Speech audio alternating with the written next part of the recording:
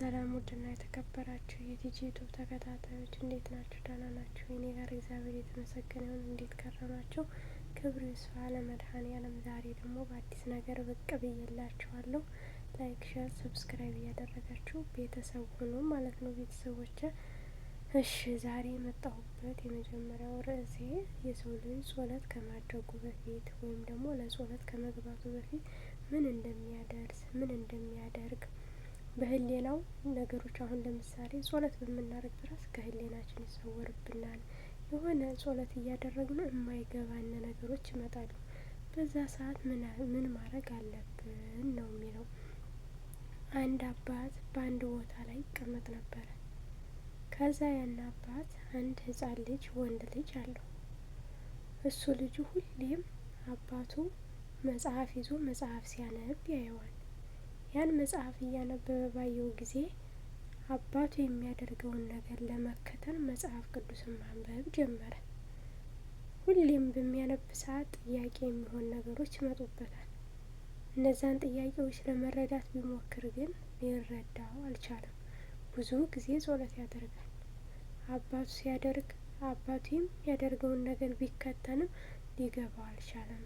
ከዛ አባ አንተ መጽሐፍ ቅዱስ ስታነብ መጽሐፍ ቅዱስን በምታነብበት ጊዜ ብዙ ጊዜ እየተከታተል ያንተን ልክ እንዳንተ ለመሆን ብዙ ጊዜ ጸሎት እያደረግኩ ነበረ፣ ግን ምንም ሊገባኝ አልቻለም። ምንም ሊያዘው አልችልም።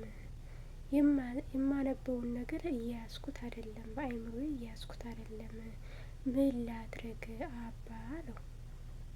እሺ ልጅ ብሎ ቀጥታ ክሰል የጠቆረ ክሰል አንጥቶ በወንፊት አድርጎ በዚህ ውሃ ቀድተህ ይዘህልኝ ና አለው። እሺ ብሎ ልጅየው ወደ ወንዝ ውሃ ሊቀዳ ይሄዳል። ከዛ ያንን ውሃ ሊቀዳ ቢሄድም 3 ጊዜ 4 ጊዜ ቢሞክር ውሃው ከቤት ከመድረሱ በፊት እየተንጠበጠበ እየፈሰሰ ያልቅበታል። ብዙ ጊዜ ደከመ፣ ሞከረ፣ ምንም ሊያዘው አልቻለም። ውሃውን መያዝ አልቻለም ማለት ነው። ስለዚህ አባ አንተ ብዙ ጊዜ ሞክሬያለሁ፣ ውሃውን አንተ ያልከኝን ለመታዘዝ እና ለማለት ብዙ ጊዜ ሞከርኩ፣ ግን ምንም ነገር ሊይዝልኝ አልቻለም ብሎ አባቱን ያናግረዋል።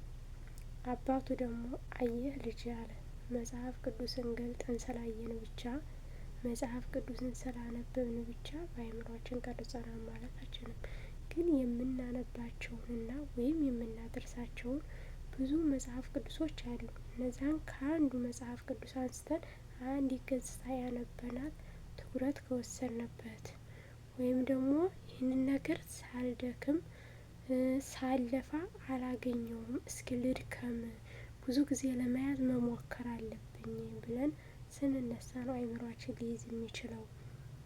በአንዴ በሁለቴ ደጋግመን ብንለው አእምሯችንን ካላሰራ ነውና ወይም ደግሞ አእምሯችንን ደጋግመን ካላሰለጠን ነው ምንም ነገር ልንይዝ አንችልም። ልክ እንደዚህ ወንፊት ውሃው እየፈሰሰብህ ብዙ ጊዜ ደከም ካየህ፣ ብልሃት ካለህ ግን ወንፊቱን በጨርቅም ሆነ ወይም በፌስታል ነገር አስረህ ወይም ደግሞ በጎማ ነገር አድርገህ ውሃውን ይዘህ ብትመጣ አይፈስብህም። አየህ መጽሐፍ ቅዱስንም ካነበብ ነው ወይም የምናነባቸውም የምንሰለጥንባቸው ስራም ሆነ የምንሰራቸውን ነገር በጥበብና በእውቀት በትዕግስትና በጥንካሬ መሆን አለበት። ትዕግስት ካለን የማናደርገው ነገር የለም። በትዕግስት ይህንን ነገር እሰራዋለሁ ወይም ይህንን ነገር እወጣዋለሁ ብለን ከጀመርን መወጣት እንችላለን ብሎ አባትየው መለሰለት። ልጁም ስለዚህ መጽሐፍ ቅዱስን አንተ ያልከውን ነገር ለማድረስ መጀመሪያ ትኩረት ያስፈልጋል። ማንበቤን ብቻ ወይም ጥያቄ የሚያመጡበትኝም ብቻ ሳይሆን አሁን እሱ ልጁ እያነበበ ነው፣ ግን ሲያነብ ትኩረት የሚወስደው ጥያቄ የሚሆንበትን ብቻ ነው። ለሁሉም ነገር ጥያቄ አለው፣ ግን ደግሞ መልሱ ይሄ ቢሆን ይሄ ይሆናል ብለን አእምሯችንን ማሰራት ያስፈልጋል።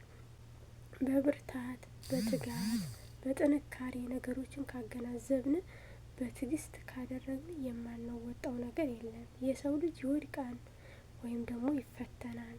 ፈተና በሚፈተንበት ሰዓት ወይም በሚወድቅበት ሰዓት በሚልበት ሰዓት በትዕግስትና በልፋት ያንን ነገር ከተወጣ መወጣት ይችላል ማለት ነው። ስለዚህ ሁሉም ሰው ጸሎት በሚያደርግበት ሰዓት፣ በሚሰግድበት ሰዓት፣ ወደ እግዚአብሔሩ በሚማጸንበት ሰዓት መጀመሪያ ልብ ማለት ያለብን ነገር ራሳችንን ማገናዘብ ወይም ደግሞ ራሳችንን በብርታት ለመደገፍ መሞከር አለብን ማለት ነው።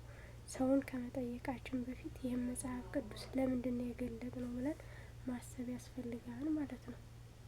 ሰዎች ያላቸውን አስተያየት ወይም ደግሞ በጥንካሬ ያደረግነውን ነገር ጸሎት ስናደርግ መጀመሪያ ማገነዛዘብ ያስፈልጋል። መጽሐፍ ቅዱስ ይዘን ስላገላበጥን ነው ብቻ ሉክ ስለ ቆጠርን ብቻ አይምሯችን ሊሰራ አይችልም። ስንወድቅ መነሳት እንዳለብን፣ ስንደክም ደግሞ መበርታት እንዳለብን እያሰብን ነገሮችን ወደ ጥሩ መንገድ ወይም ወደ ጥሩ ቦታ ለመለወጥ ማሰብ ያስፈልጋል። የሰው ልጅ በብዙ ነገሮች ይፈተናሉ ወይም በብዙ መከራና በብዙ ነገሮች ሊፈተን ሊል ይችላል፣ ሊወድቅ ይችላል።